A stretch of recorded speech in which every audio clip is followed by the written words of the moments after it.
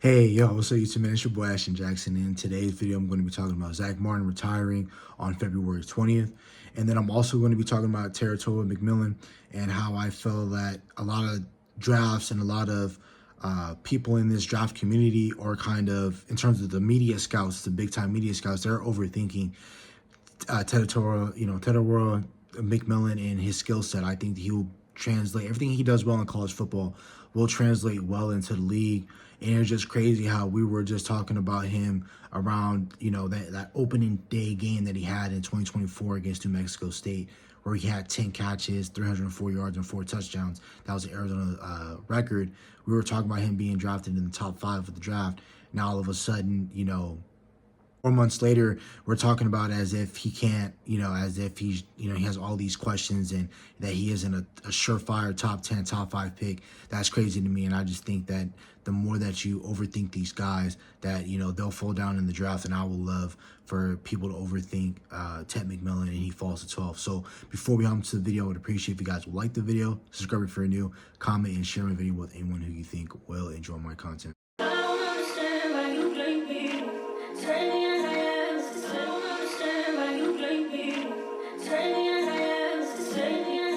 First thing I want to talk about first is our future Hall of Famer, first ballot Hall of Famer, Zack Martin. Same amount of holding penalties as he does all pros and 7 throughout a 10-year career. He had a hell of a career. It was all decade right guard in the NFL. Was one of our best linemen of all time. I felt like Zack Martin is easily one of the best linemen that we have in our history. Him, Larry Allen, Eric Williams, Stefanowski, Kevin Hogan. We had 2-A. We had so many great, Newton, Nate Newton. We have so many great linemen in our history. Now you can add him into that, room of offensive linemen. And I think that it's sad that, again, you add that to the list of players in which we felt that we could have, possibly made it to the next step with a guy like him. But unfortunately, we didn't. And it sucks that he's played for this organization for that long. And, he never played in a meaningful football game, right? So I think that it sucks for that and for his career. I know that sucks for him. So, I just really hope that, the Joneses get out of their way and they figure out a way to make, Dak's career worth it.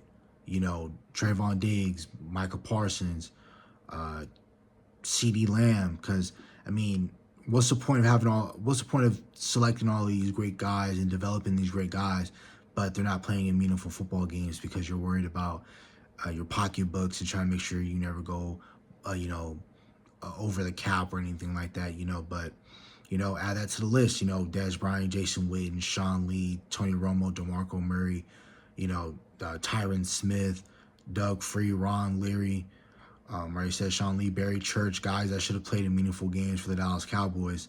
Some of them ended up leaving, playing in meaningful games elsewhere, like Barry Church when he went to Jacksonville. And, Dez Bryant left. He went to, Baltimore. So it sucks that, we didn't have those guys playing meaningful football games. And not even only that, just consecutive years of being in the playoffs. That hasn't happened for them as well. So, ways in which I feel like we can improve this offensive line. You can buy your trenches, and I feel like that's something that we need to do. I feel like, you can buy guys that are already established. I'm fine with my interior group of guys in terms of Cooper Beebe, my center, and my left guard, Tyler Smith.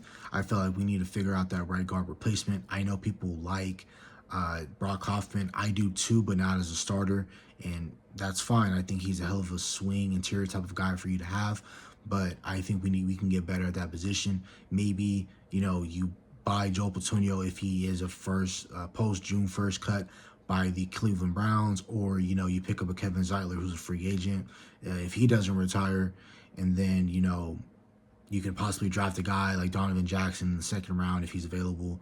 But there's a bunch of needs that the Dallas Cowboys have. And, now we're going to be going into the draft part of this video, and we're going to be talking about Tetairoa McMillan, a wide receiver out of Arizona.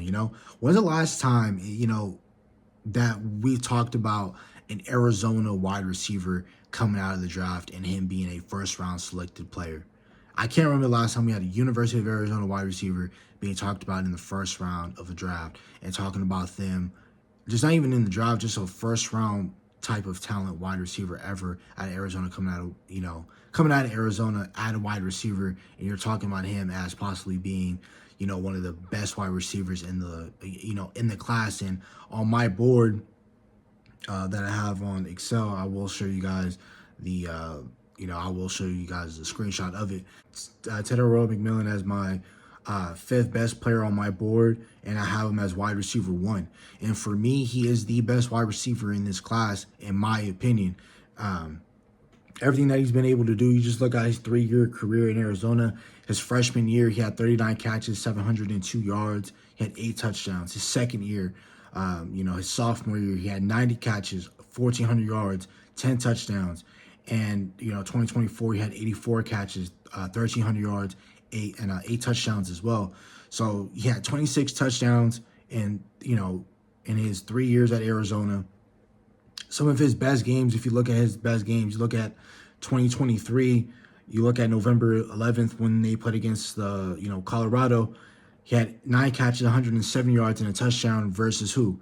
Travis Hunter as my number 1 best player in this class. I have him going in as a corner. He had a hell of a performance against him. USC, I understand that when Caleb Williams was there, USC, they don't play no sorts of defense at all. But he had 6 catches, 138 yards. Washington, the team that went and played in the national championship that year, had 6 catches, 45 yards, but had 2 touchdowns. Mississippi State, 8 catches, 161 yards. Versus my college, Arizona State, he had 11 catches, 266 yards, and a touchdown. He played in the bowl game, the Valero Bowl game. He had 10 catches, 160 yards, and no touchdowns, but still making it tough on the opponent. And just, this is a really great player, in my opinion. And I felt that there's no reason that, Daniel Jeremiah has him going 19th to the Tampa Bay Buccaneers to potentially be a Mike Evans replacement. And then also, Albert Breer came out with a quote saying that, the more that these players and more that these scouts are poking holes at Ted McMillan, somebody that was a surefire top 10 pick, is now going to be someone who's going to be selected in the middle rounds. Again, and it's very hard for people, which nothing I don't understand is, I don't know why people are, trying to dog down players in which there's not a lot of people in this class. I only have 12 first-round grades.